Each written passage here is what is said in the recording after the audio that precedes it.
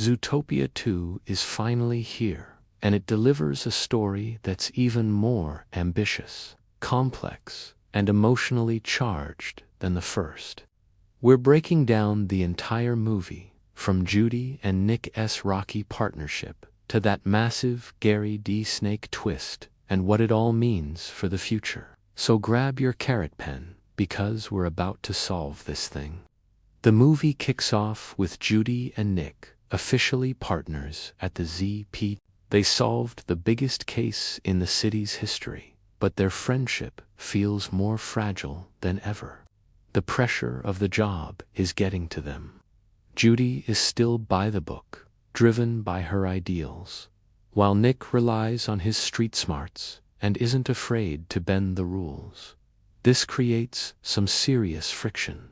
They're constantly bickering, stepping on each other's toes, and you can feel the emotional distance growing between them. They're partners on paper, but they're definitely not on the same page, leaving us wondering if their iconic duo is about to fall apart. Just as their partnership is at its breaking point, a new crisis throws the city into chaos. The reptile problem. We learn a shocking truth about Zootopia. It wasn't always just for mammals. Reptiles were once part of the city, but they were banished long ago, and now prejudice against them runs deep. Suddenly, reptiles start reappearing, causing widespread panic. At the center of it all is a mysterious, smooth-talking snake named Gary. He's rumored to be a dangerous criminal, the leader of a reptile smuggling ring. What if you found out your perfect city was built on a lie? That's the question Judy and Nick are forced to confront as they're assigned to investigate, pulling them into a dark chapter of Zootopia's history that someone desperately wants to keep buried. The case takes a disastrous turn at the Zootopia Founders Gala, a high society event celebrating the city's history. During a speech, a pit viper lunges from the rafters, seemingly attacking a prominent official. Panic erupts. In the ensuing chaos, Judy and Nick try to apprehend the snake, but they're caught in a compromising position. The media, fueled by anti-reptile sentiment, immediately paints them as collaborators. One snake crashes a party, and suddenly the good guys become the most wanted animals in town. Framed and disgraced, they're forced to go on the run from their own department, hunted by their former colleagues, including a determined Chief Bogo who feels personally betrayed. From heroes to fugitives in one night, their world is turned upside down. Now fugitives with nowhere to turn, Judy and Nick make a desperate choice. They track down the one animal everyone fears, Gary Desnick. They find him not as a kingpin, but as a cunning historian living in the shadows. He reveals that he isn't smuggling reptiles into the city. He's trying to uncover the truth about why they were kicked out. He explains that the pit viper at the gala was a setup designed to frame him and escalate fear. When the city turns on you, sometimes the only ally you have is the one they call the villain. Reluctantly, Judy and Nick team up with Gary. He leads them to a hidden, crumbling district beneath the city, the original reptile sector.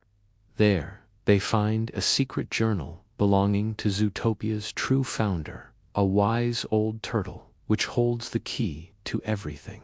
With Gary's help, Judy and Nick decipher the journal and uncover the biggest conspiracy in Zootopia's history. The city wasn't founded by the mammals we see in the history books. It was co-founded by mammals and reptiles, designed as a true utopia for everyone. But a powerful group of mammals, driven by greed and a desire for total control, rewrote history. They staged a series of reptile attacks to create fear, discredited the turtle founder, and banished all reptiles, seizing their land and resources. The heroes in the textbooks weren't heroes at all. They were just the winners who got to write the story. This discovery shatters Judy's unwavering faith in the system. She and Nick are faced with a moral crisis. Do they protect the city they love, or do they expose the ugly truth it was built on? Just as they piece together the truth, they're double-crossed. The character they thought was an Elia, seemingly helpful historian from the Zootopia museums, revealed to be a descendant of the original conspirators. They've been playing Judy and Nick the whole time, trying to locate and destroy the turtle founder's journal and the patent that proves his ownership of the original city plan. In a tense confrontation, the villain manages to poison Judy with a non-lethal but paralyzing venom, incapacitating her. As Nick frantically tries to protect Judy, the villain grabs the evidence and makes a run for it, aiming to destroy it and erase the truth forever. Just when they thought they had the key, their ally switches sides, and everything hangs by a thread.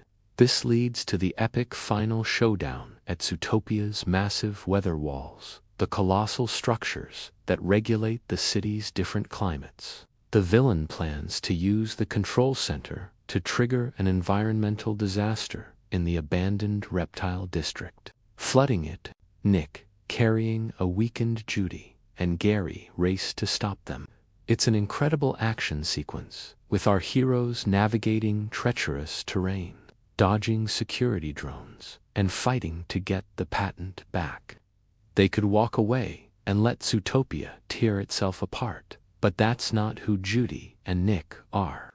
In a powerful moment, Judy, still partially paralyzed, uses her quick thinking to help Nick and Gary outsmart the villain, proving that her mind is her greatest weapon, even when her body fails her.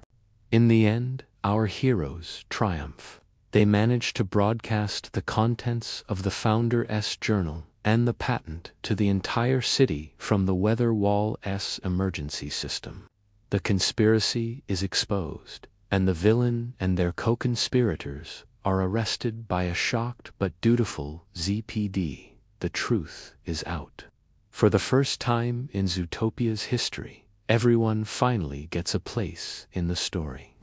The film ends with a montage showing the reintegration of reptiles into the city.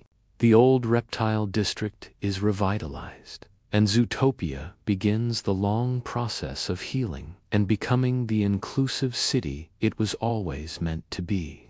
Judy and Nick are cleared of all charges and reinstated.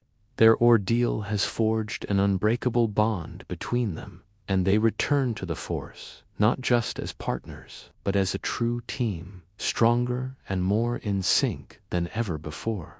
But wait, it's not over. In a classic post-credit scene, we see Judy and Nick relaxing on their apartment balcony, finally getting a moment of peace. Suddenly, a single exotic-looking bird feather gently floats down and lands on the railing right in front of Judy. She picks it up, her eyes widening with curiosity and a hint of suspicion. Nick looks at her and smirks, saying something like, "Don't even think about it, carrots." Just when you think it's over, that one feather hints that the next threat to Zootopia might come from the skies. A Zootopia 3 centered on the world of birds. It seems very likely. So what did you think of Zootopia 2? Did the Gary Desnake twist surprise you? And what are your theories for a third movie? Let me know down in the comments. Thanks for watching, and if you enjoyed this breakdown, make sure to hit that subscribe button for more recaps and theories. See you next time.